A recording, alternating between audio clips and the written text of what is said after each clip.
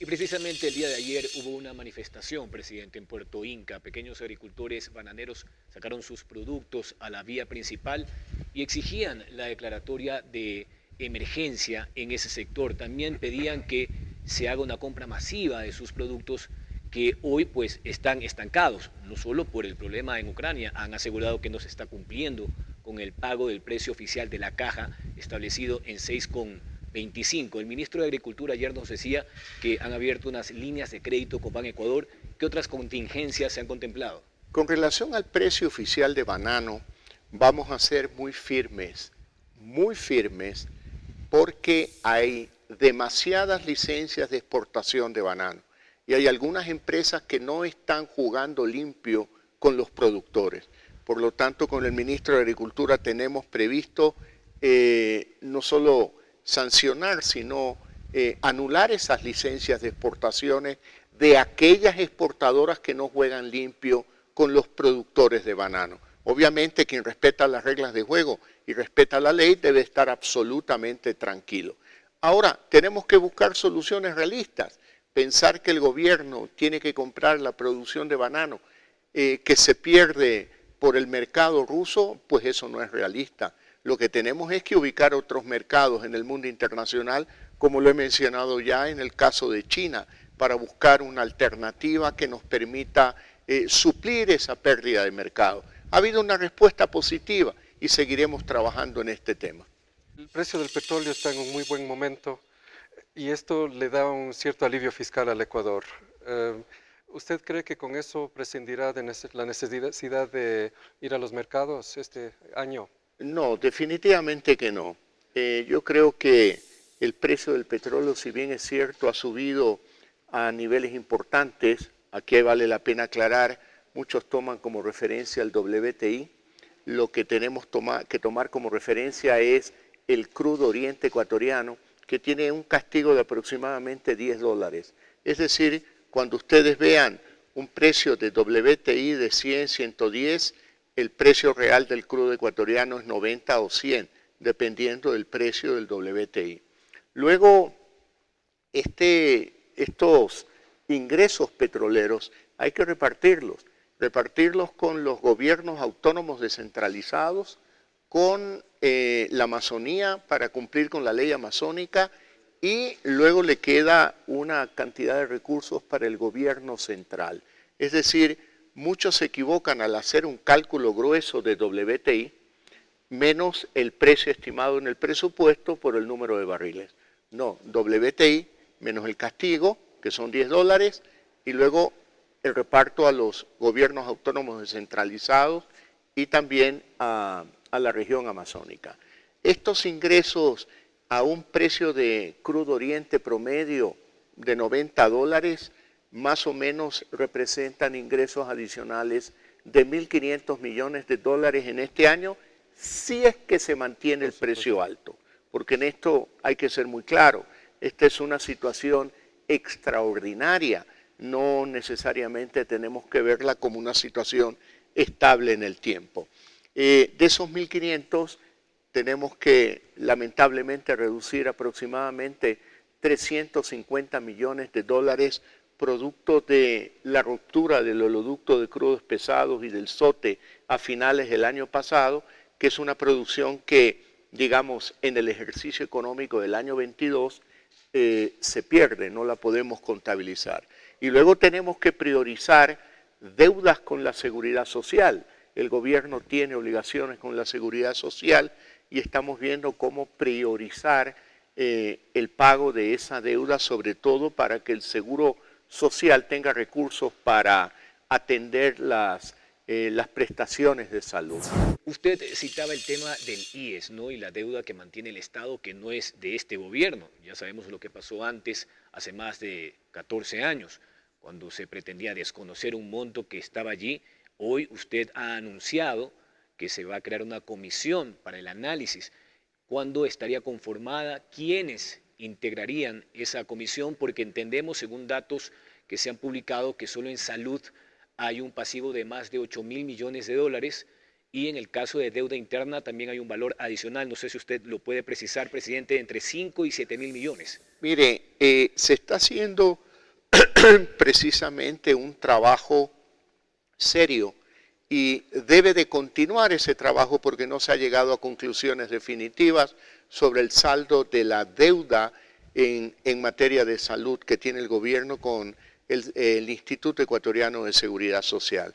Estamos trabajando con el tema de la comisión. No puedo anticiparle nombres porque no puedo decir que hay personas que han aceptado, pero que me han pedido que tienen que pensarlo, que tienen que revisar para ver cómo encaja con su vida profesional. Pero ayer tuvimos ya una primera reunión donde estamos puliendo el primer paso, que será un decreto ejecutivo para conformar una comisión que tendrá más o menos un plazo de 6 meses de funcionamiento y que le propondrá al gobierno un proyecto de reforma a la seguridad social. Lo que yo sí quiero advertirle a usted, Jorge, y a todos que nos escuchan, ese proyecto de reforma jamás va a contemplar la privatización del Instituto Ecuatoriano de Seguridad Social, porque siempre cuando se habla de una reforma del Seguro Social, aparecen aquellos que para atacar y mantener sus privilegios dicen ya van a privatizar. No, no vamos a privatizar ningún servicio del sistema de seguridad social del Ecuador. Por lo tanto, esta comisión va a hacer un diagnóstico estructural de lo que verdaderamente sucede en el seguro, que no es solamente un problema de administración o de gobernanza, es un problema estructural del cálculo actuarial para el pago de las jubilaciones futuras y plantear una solución realista que le permita al Ecuador contar con un sistema de seguridad social sólido en el transcurso del tiempo. Estamos trabajando y pronto, muy pronto, daré a conocer los nombres de los miembros de la comisión. Presidente, solo para precisar, ¿eso también incluiría descartar o quizás evaluar la posibilidad de aumentar la edad para jubilarse o el porcentaje del aporte individual del trabajador? No, definitivamente yo no puedo hacer un anuncio en este momento.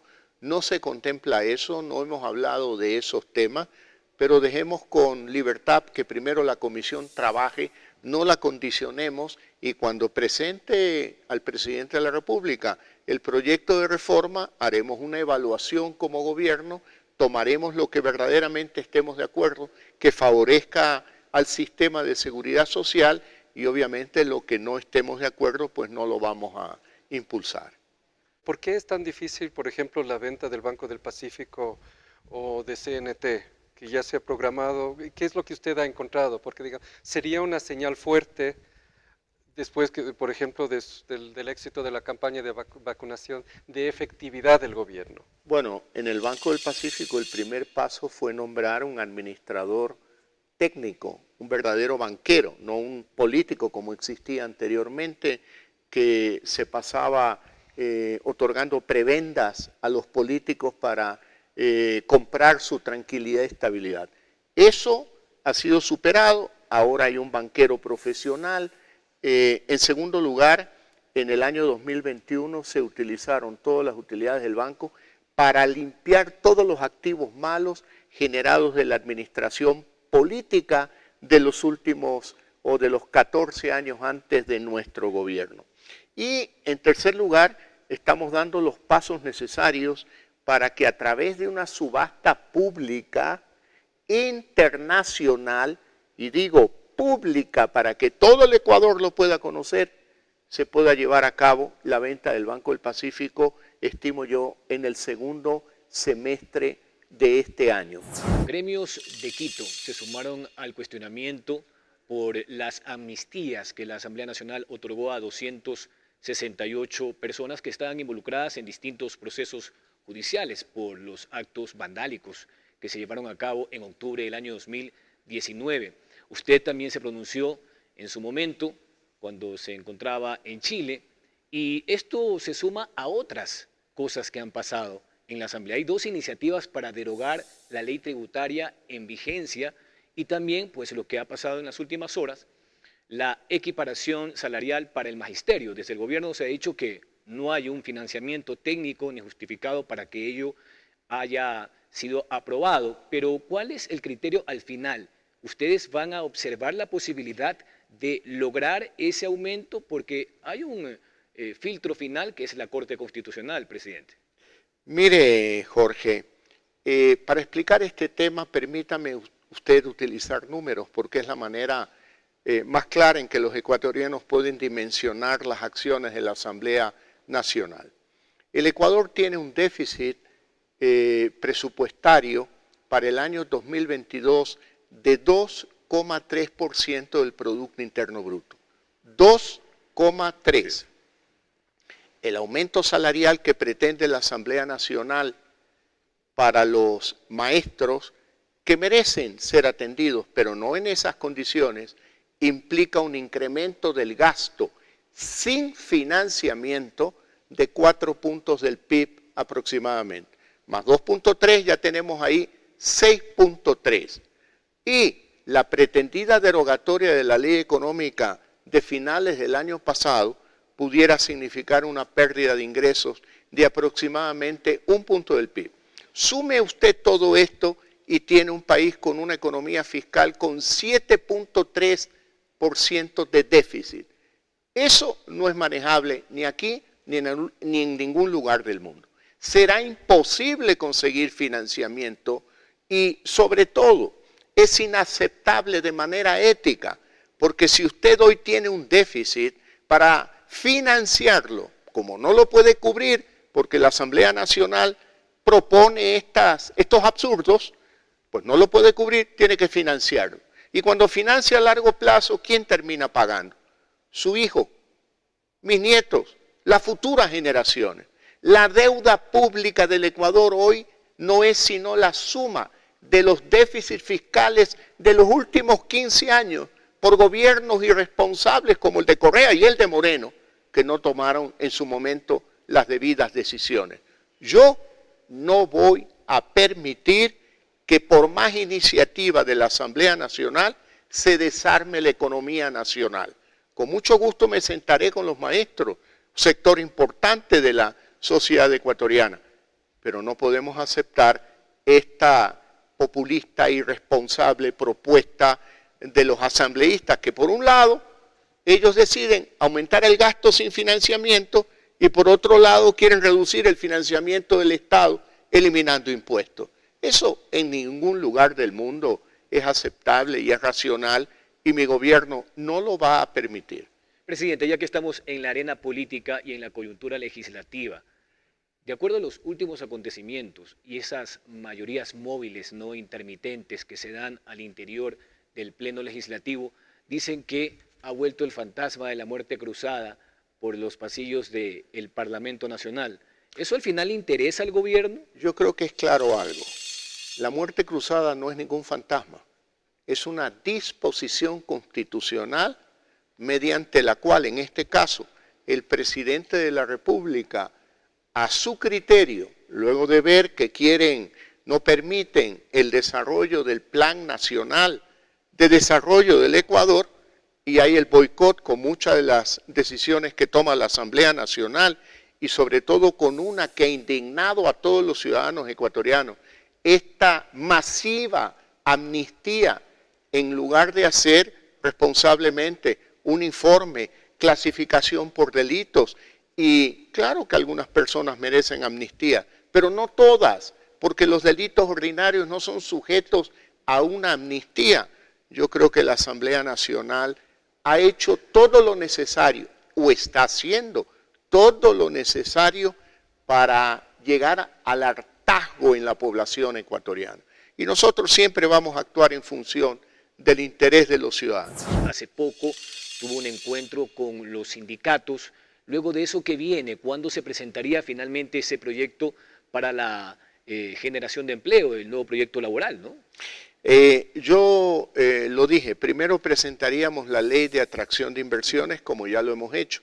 Esperamos que la Asamblea Nacional comprenda lo urgente que es esa ley para generar empleo en el Ecuador y sea aprobada el 24 de marzo en la Asamblea Nacional, hasta el 24 de marzo.